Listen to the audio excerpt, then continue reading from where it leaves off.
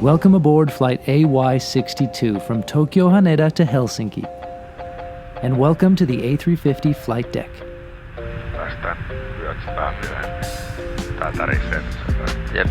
As you probably know, Finnair is having to avoid Russian airspace for these flights. Last week I showed you the southern route that's often used to Tokyo. I'll stick a link up top to that one.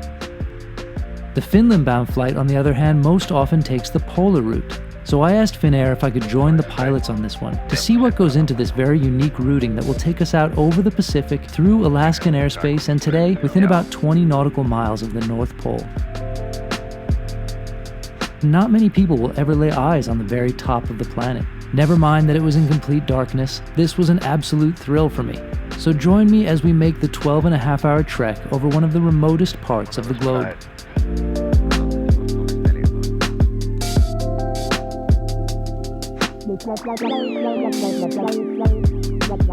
Finnair 62, contact Tokyo departure 124.2.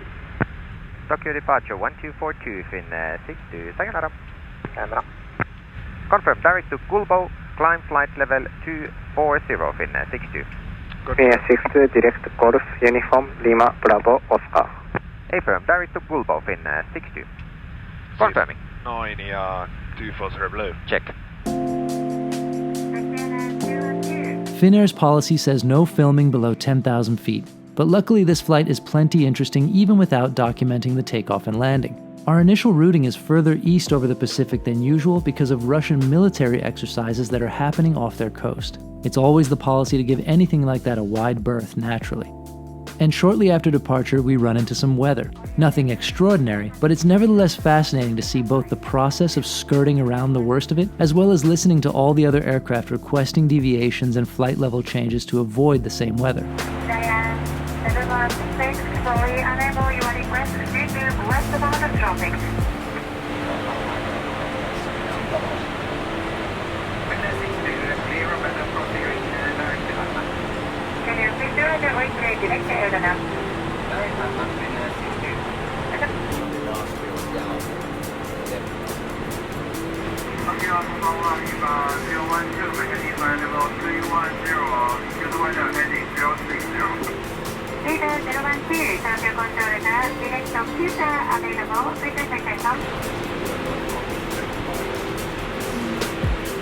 So it seems that we will be out of the turbulent area in the next 40 miles. It's been a couple of minutes and then we can switch off the safety belts again.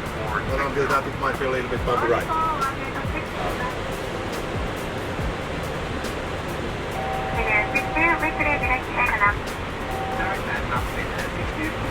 The previous aircraft passed this area 3,000 feet below our altitude.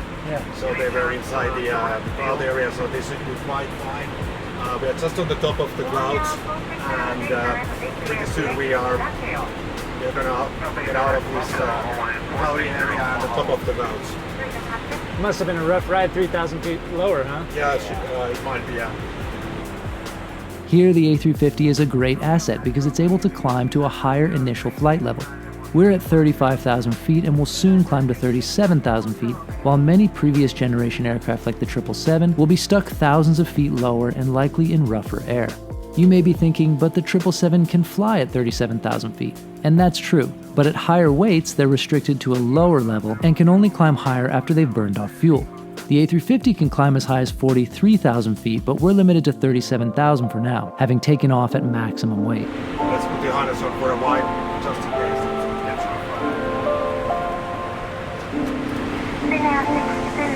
Unable direct flight now. Join the original course. Okay, join the original course in 60. We still need to avoid weather for a little bit longer, but with every chapter we return the original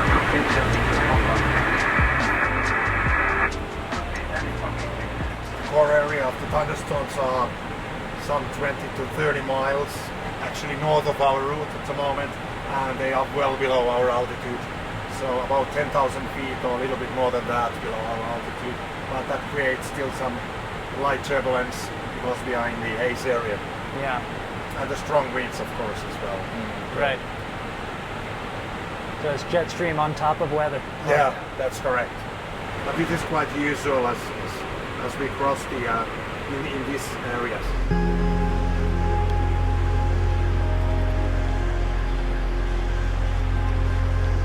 Deviation to 20 mile Lima side, coming to coast.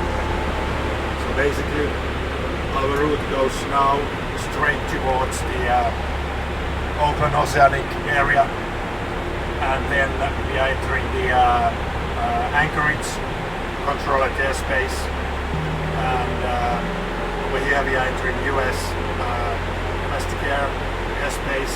Alaska is over here, and the Russia comes over here, and we will cross actually mid of those two countries towards the North Pole, and then heading on the Anchorage Arctic area, and some 60 miles, 40 miles actually west of North Pole, down towards Norway. Have you flown a number of these now? We both have done 4. I think is it your fourth? Yeah. My fourth, yeah. Yeah, your fourth. Yeah. I think the weather-wise, it's okay now to release the cabin crew and the passengers. Yeah, so that's fine.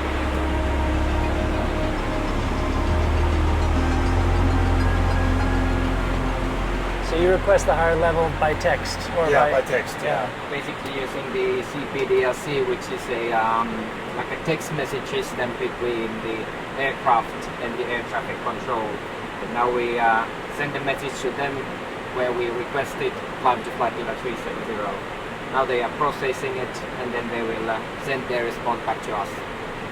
And yeah, the Fukuoka control basically continues all the way when we transfer to the Auckland side, the Auckland oceanic part, and usually the transfer is automatic, so that Fukuoka sends our information to Auckland, and the control changes automatically.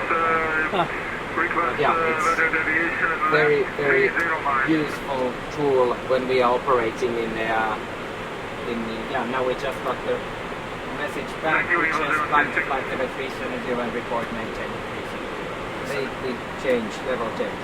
Thrust climb 370 blue. Checked. Good.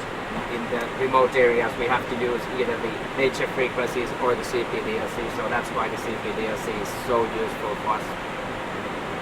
Makes our life a lot easier, and also for the air traffic controller.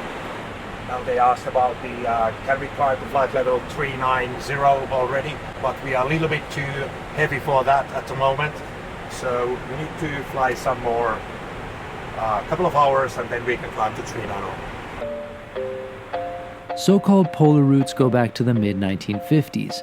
SAS famously pioneered them, but initially these weren't truly polar. Rather, they were great circle routes between Los Angeles and Copenhagen, with stops in Canada and Greenland. Later, SAS also added Tokyo service via Anchorage, as did Air France and KLM. Air France had the distinction of being the first to operate jets over the pole, with its 707 service to Tokyo via Anchorage.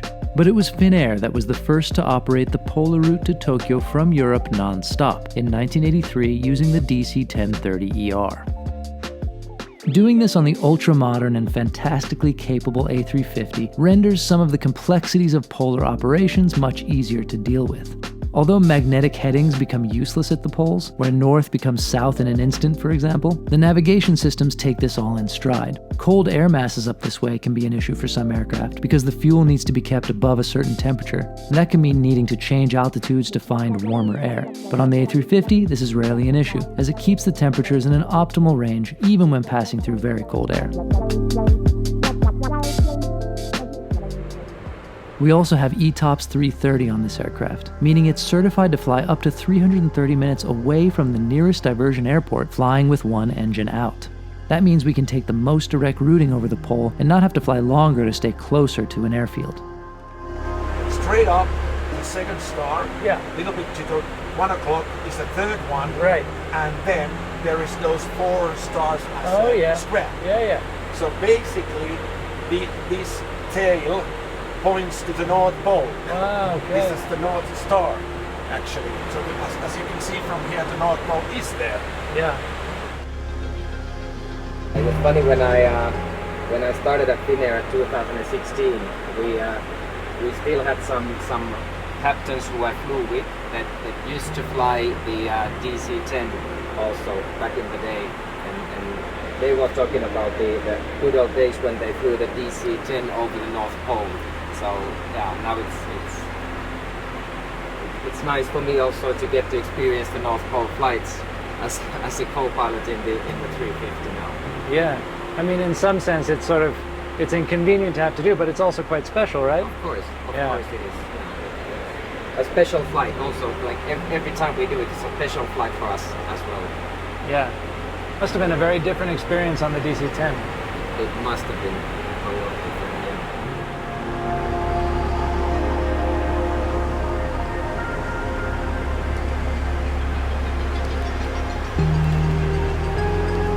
This flight uses 4 pilots who rotate in and out throughout the flight so that everyone can get some rest.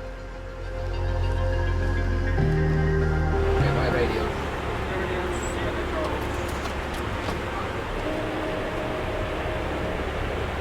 We will switch the crew now. They will take over the flight for the next 2 hours, and then we will come back for the next 2. All right. So that's how it goes all the way to top of the sand at Helsinki. Nice. Have a great ride, guys.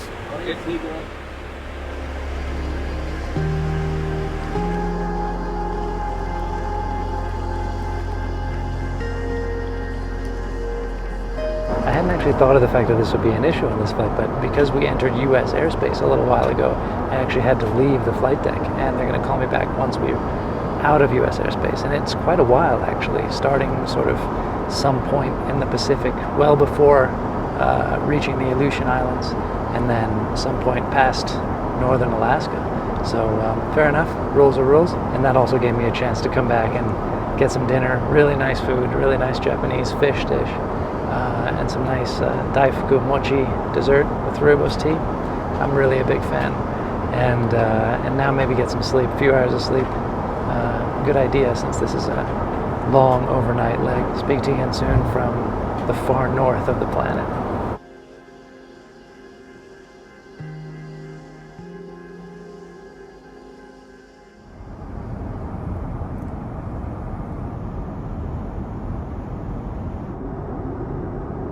Once again, I sleep soundly in this seat. Another thing I didn't expect was to see any light at all on this flight, but we got this fleeting sunrise, which was a nice surprise. Over Alaska, it got a little bit light out before the light started to dim again as we headed further north and the sun dropped once more below the horizon. Being in this part of the world in winter is pretty wild.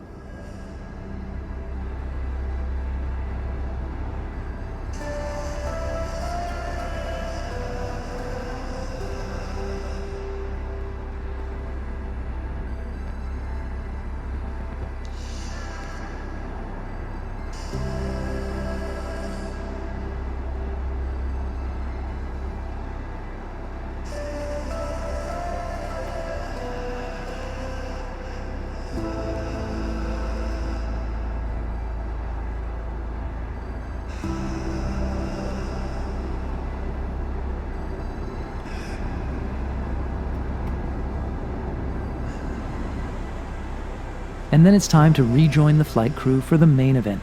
Near the pole, we're still in airspace controlled out of Anchorage. We'll pass through a small piece of Edmonton control, and then it'll be Iceland control after that. So where is the North Pole now? I can put it on the screen. That one is the actual point at NOPOL. Yeah, it's still about 450 miles. We are at the top of the world. Yeah. So, yeah, we are coming from here now, and this is the southern direction. How far are we from Thule now? Does it show you that? Or yeah, I can measure it for you. This says 934 nautical miles, and our FMS tells us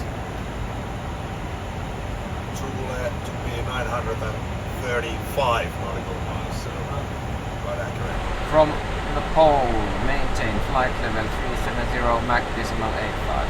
End of message. Okay, very good. Acknowledge. And we got the clearance. Okay. If you can check these, I will read it to you.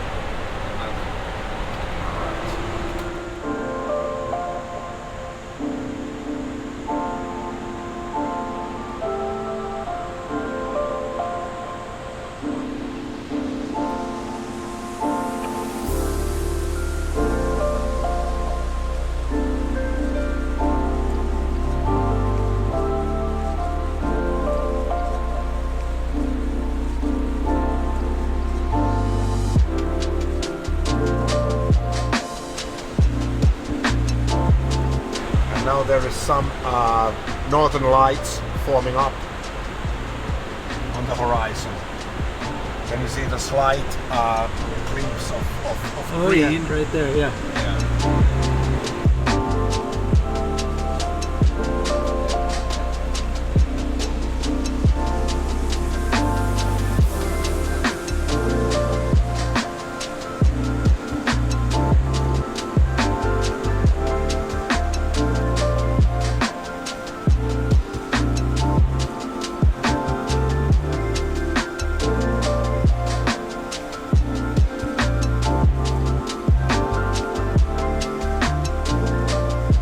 The text message-based system works for communications up to a point, but especially nearer the pole, we have to call in position reports on the old-school high-frequency radio and make out what's being said through heavy static.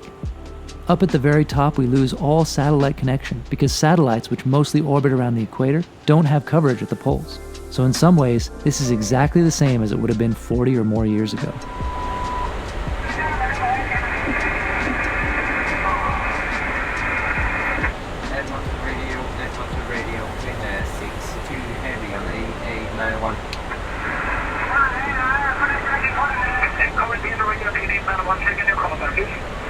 Finnair 6-2 heavy, Finnair 6-2 heavy, calling Edmonton radio 8891. Finnair 6-2 heavy, gain the radio, and go ahead with your text mode position report, please. Finnair 6-2 heavy, position deck mode, time 2207, flight level 370, 8930 north, 60 west, next.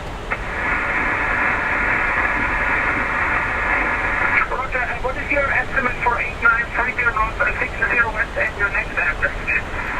Estimating 8930 north, 60 west, time 2216, 82 north, 20 east, next. That was quite funny. They said good evening, and we are in the morning actually. It's pointing towards south, almost towards south, and now you can see our compass is this is pointing true north. And you can see it slowly moving towards south when we are gonna be in the North Pole.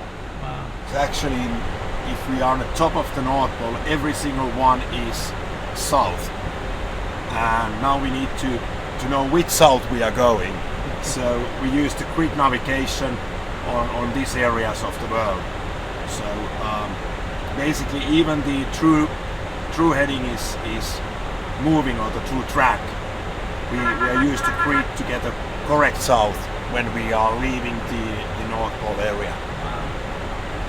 There it is, NOPOL on the display, the North Pole itself. So it's just out there somewhere? Yeah, about 30 miles. So we can take a little dim the lights.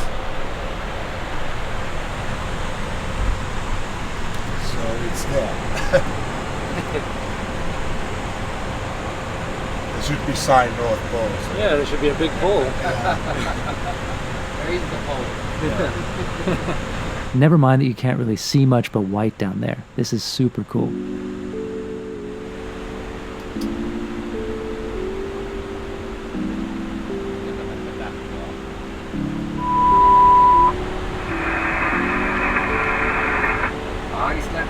Iceland radio, Finnair 6-2 heavy on 8864.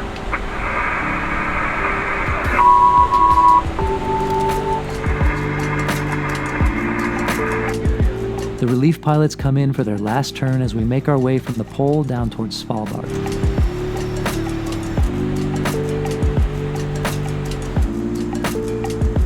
It is remarkably still and quiet up here.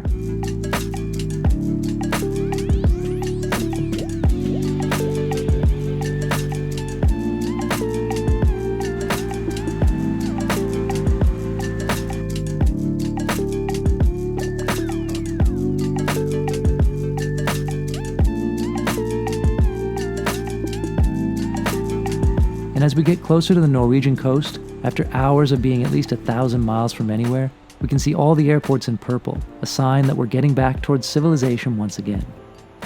It's not easy to see here, but this was an incredible sight. This celestial body showed up on the horizon and was pulsing red, blue, and white in turn. The colors were so distinct and strong that I thought it must be an aircraft at first, but it didn't move, and later on the colors stabilized. Has anyone ever seen anything like this? And do you know what it was? A star? A planet? I'd be very curious to find out.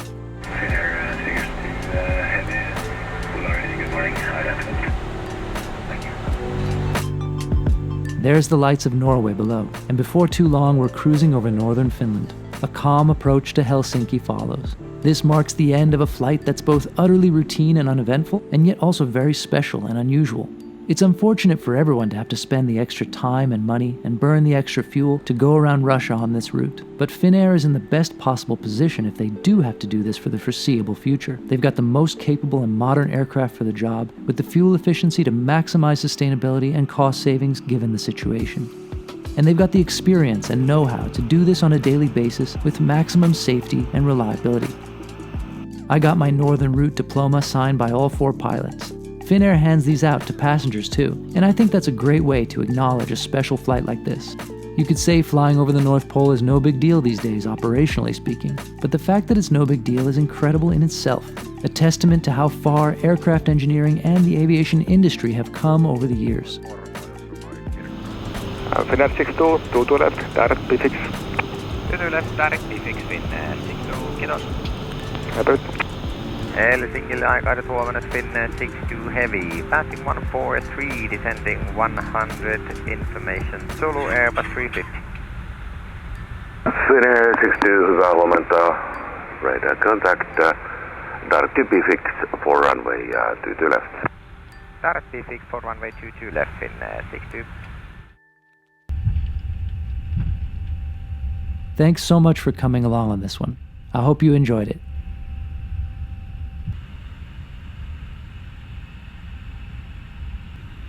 Ja tosta taakse. Yes.